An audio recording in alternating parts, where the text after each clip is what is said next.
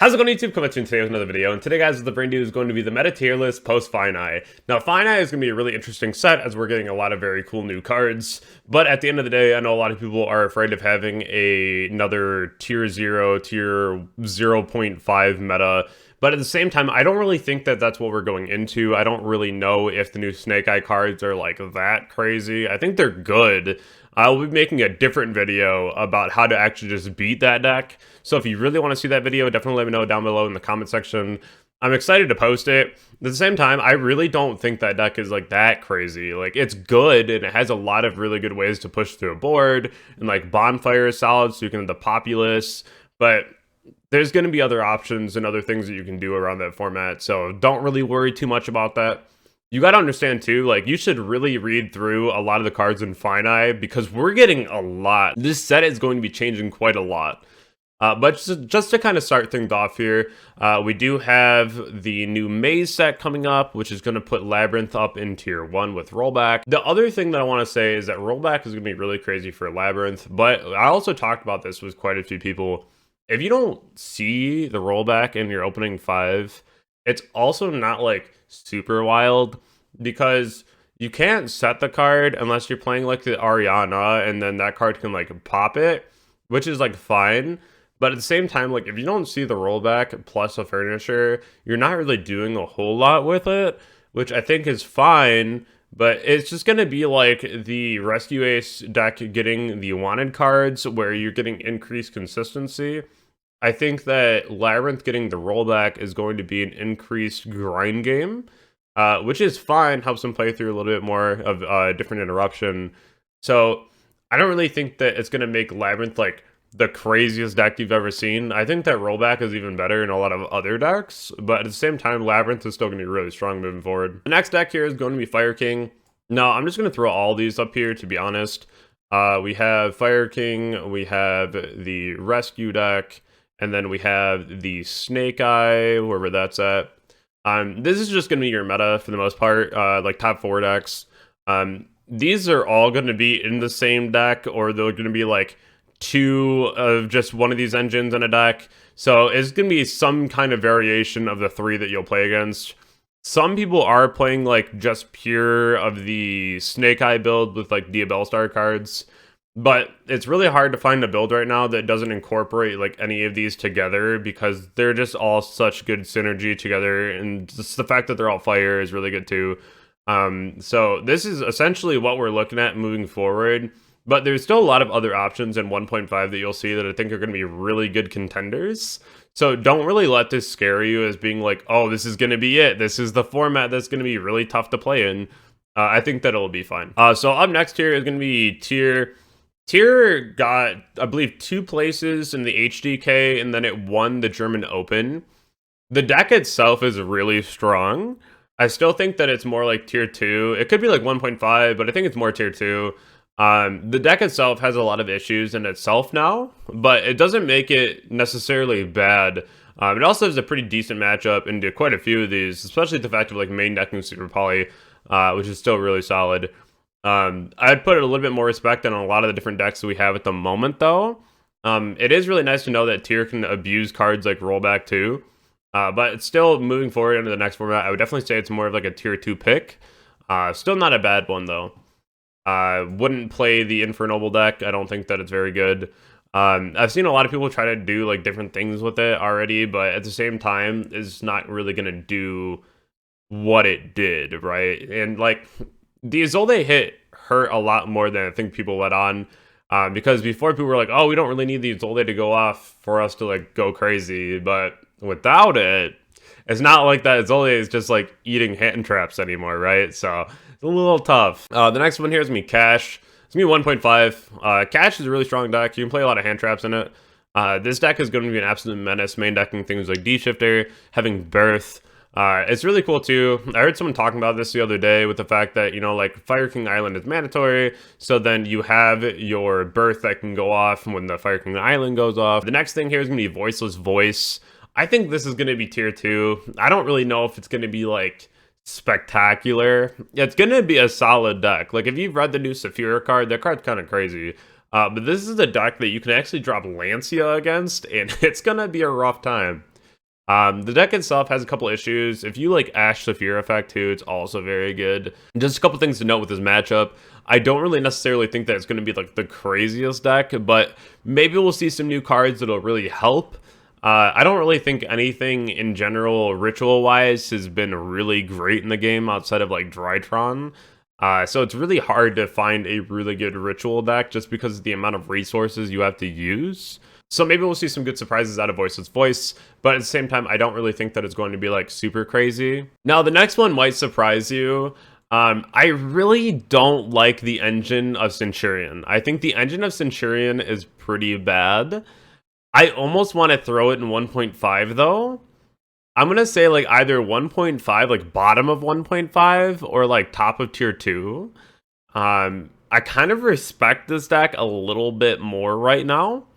I think that the amount of non-engine that you can play in that deck right now into such a wide meta, even once we get the new set, I don't really think the meta is like super narrow. I think that there's still a lot of things that you can play. Again, I don't think this deck is be all end all. I think there's a lot of other things that you can do. Centurion, it has so many ways that you can build it, and like I've never really liked the deck myself. I think the deck is just like really weak to my standard, but like at the same time, after like really sitting down and theorying, I don't really think the deck is like that bad.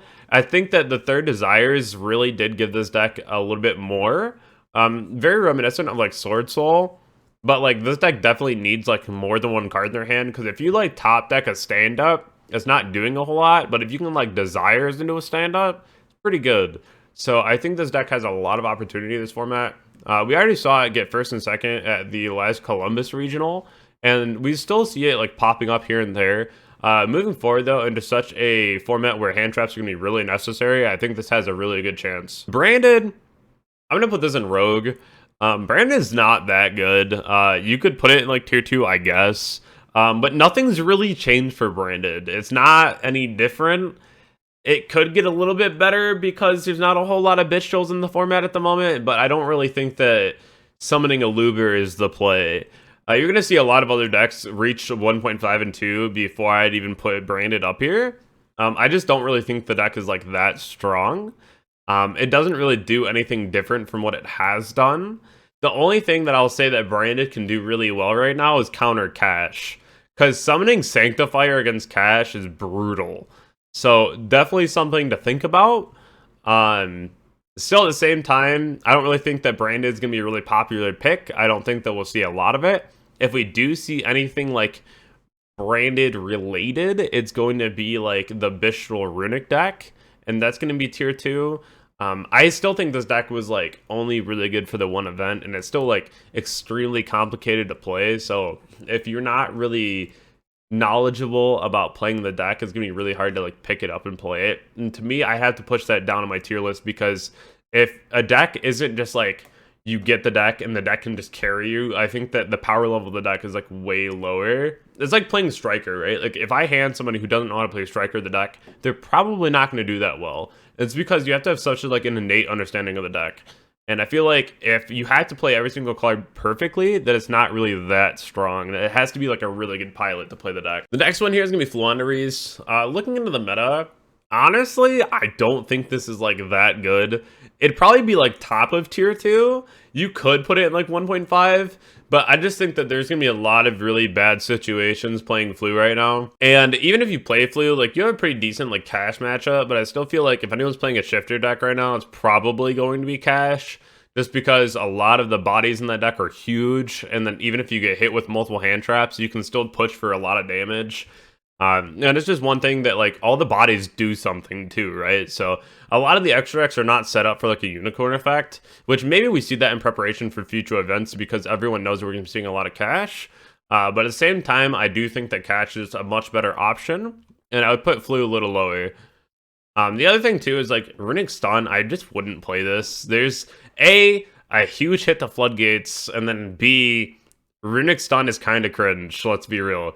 But at the same time, it's just not really as strong as it was. It's not a very good contender. It's not a very good option. If you're going to play Runic deck, play Runic for higher, because this deck is 1.5. We're going to see a lot of this deck because this one is absolutely absurd, especially coming up. I'm really excited about this deck. I've already talked about this quite a bit, and I think that this is going to be really crazy. So that's something to really think about. 1.5 for this deck, but it's still the best runic variant as well, 100%. Looking at a rogue deck here is going to be Marincess. I do think that Marincess is going to be really strong still, just because a lot of hand traps. It's not going to be able to really push into a lot of the boards that we see up here. So that's why I'd put it like way further down in Rogue now. I know I usually say Marincess is like really good to play, but I think right now it's going to fare kind of poorly.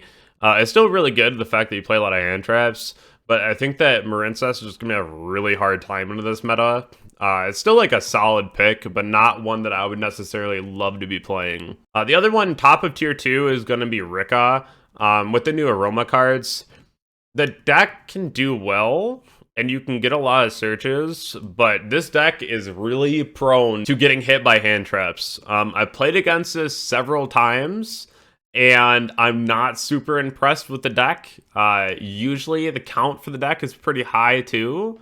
I don't think the deck is that crazy. I think the going second part of it is now a little bit harder. You can still push as much as you need to, but I don't really think that the Ricka deck is going to be like one of the craziest.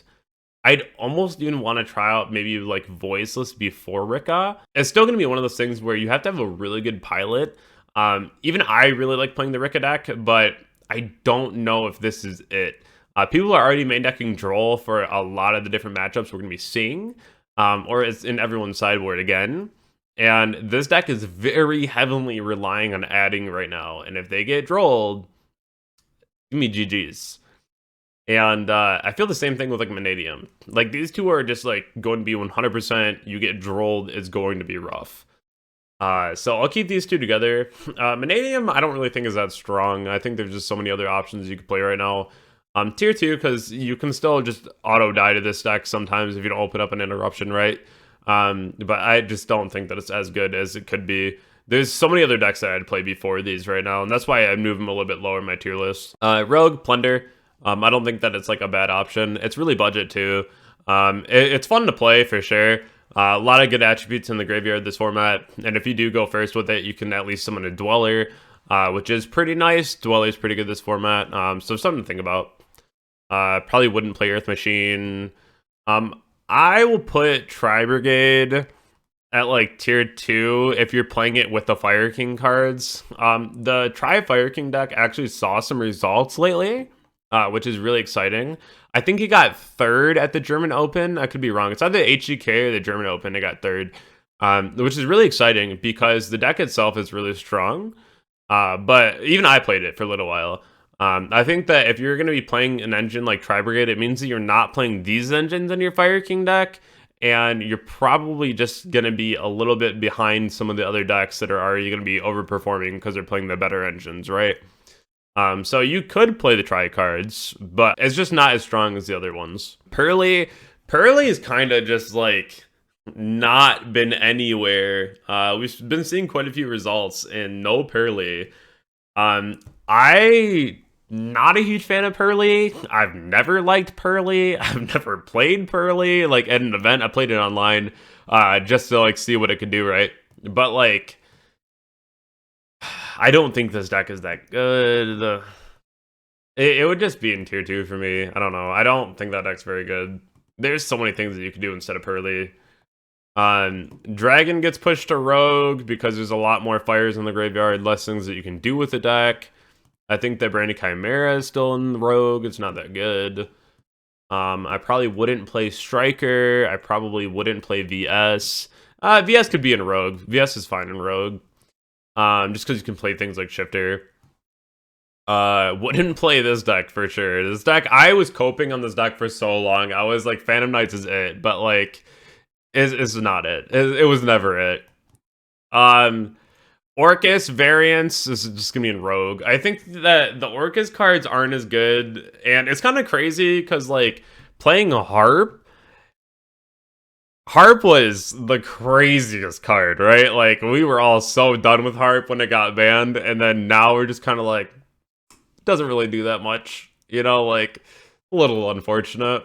But I mean, it's still fun, it's cool, but it doesn't really do like that much. Sword Soul, I'm gonna put that in tier 2. I still think this deck's really strong. It's one of those decks I think that's gonna catch a lot of people off guard.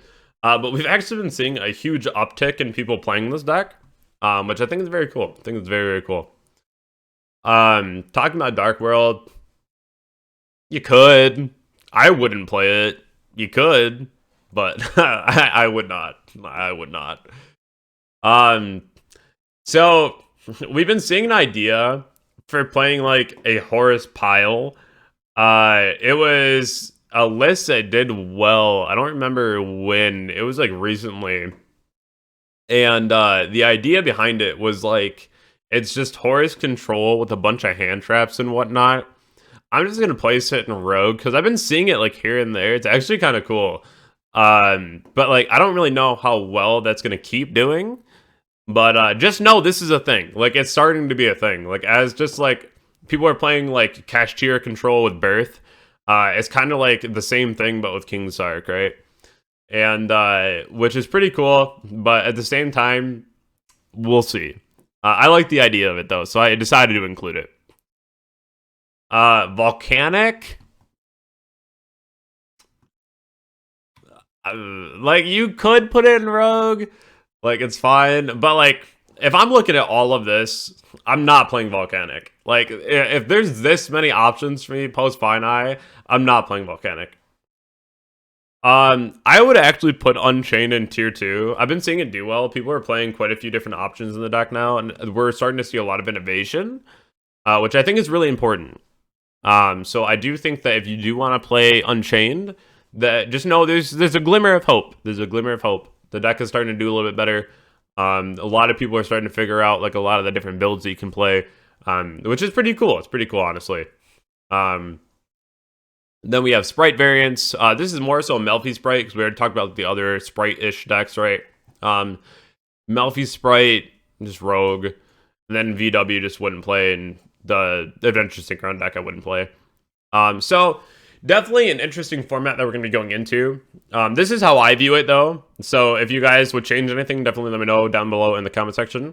I do think, though, that there's a lot of tier 2 options right now. Anything from Rogue, like you could play it, but I probably wouldn't. Like there's so many options before that to go ahead and play instead. Especially like the Runic for Hire deck. I think that deck's really good, and it's pretty cheap right now too. So something you should pick up and at least try. But the Fire deck, I don't really think it's gonna be as good as people say it is. But I'd be surprised if it was like the craziest deck of the format. Right? There's gonna be other decks. But I hope everyone has a wonderful night. I'll catch you guys all in the next video. Thank you all so much.